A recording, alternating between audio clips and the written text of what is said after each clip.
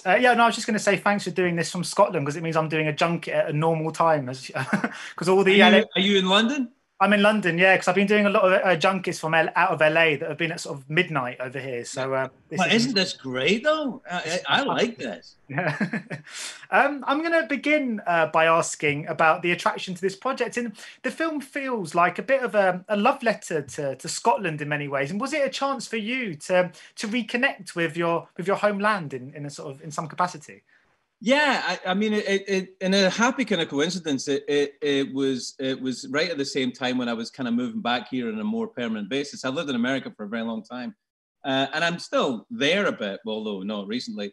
But I was moving back here to spend a little more time here. My youngest son was going to school here, and I wanted to be back here more often. And then, Kathie turned up with the idea for the film.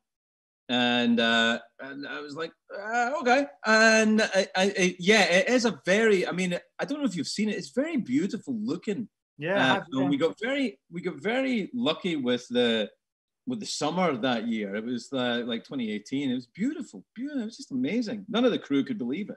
I was actually going to ask that if that was kind of a cinematic, the magic of cinema, because there was it looked like a lot of sunny days in Scotland.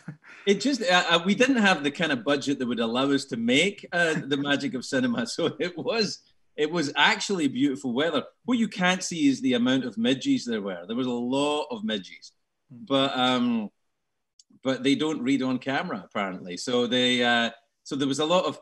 I think if you see me kind of twitching a bit in the movie, it's not because I've developed any form of twitchiness that I know of. I think it's more to do with the amount of midges that were on the set during the filming. It must have been great fun playing a kind of a very classic kind of romantic lead in a kind of very classic romantic comedy, because this had a real this film felt like a real kind of throwback to the sort of the really sort of great sort of rom-coms of the 80s and 90s, and it must have been good fun for you to step into those shoes.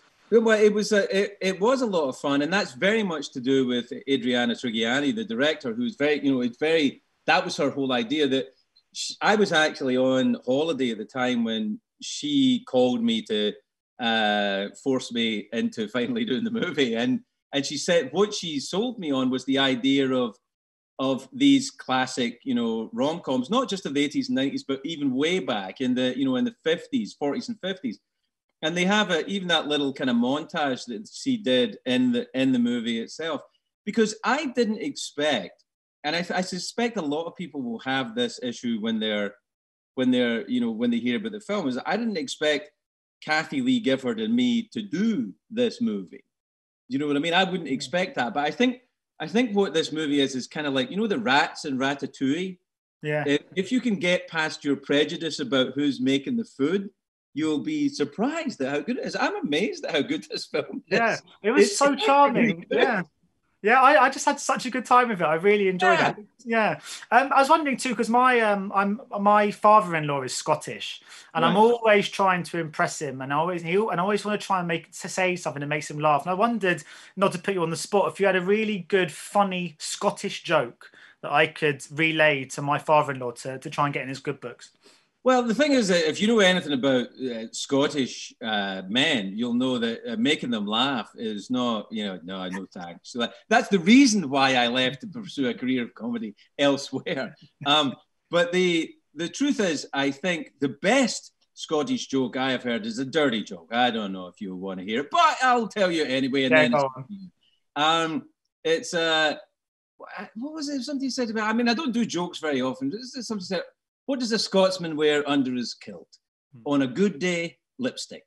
That was the only, and you might get a Scotsman to laugh at that, but be careful. Okay. I'll give it a go. But just very quickly before I go, because there was this is a compliment to how natural it felt, the dialogue in the movie. But were you allowed to draw on your comedic kind of past and improvise? Because it felt some of the conversations to be very kind of spontaneous. Well, they were and they weren't. I mean, yes, when Kathie and I and Adriana were rehearsing and putting the scenes together on the set, we would improvise in those moments. But as you know, when you're filming, you got to have that angle and this angle and all that. So you improvise a scene, but once you've improvised it up to a certain level, it's locked, and then you have to put it in. So there was some naughtiness that we filmed, and then it got into the film. But it is still filmmaking, and it is still, there was a lot of improvisation in rehearsal, but after that, you kind of lock it down and shoot it. Brilliant. Well, thanks so much for your time today, Craig. It's been a real pleasure. And thanks for that joke. I'll be, if I do another junk with a black eye. I've always had mixed results with it, but good luck. Cheers. Thanks so much. Take care. Cheers, Stefan. Bye. Ladies and gentlemen, you're watching Hey You Guys. Hey You Guys, huh? Hey You Guys. Is that from the Goonies? It is indeed, yes. Nice. Hey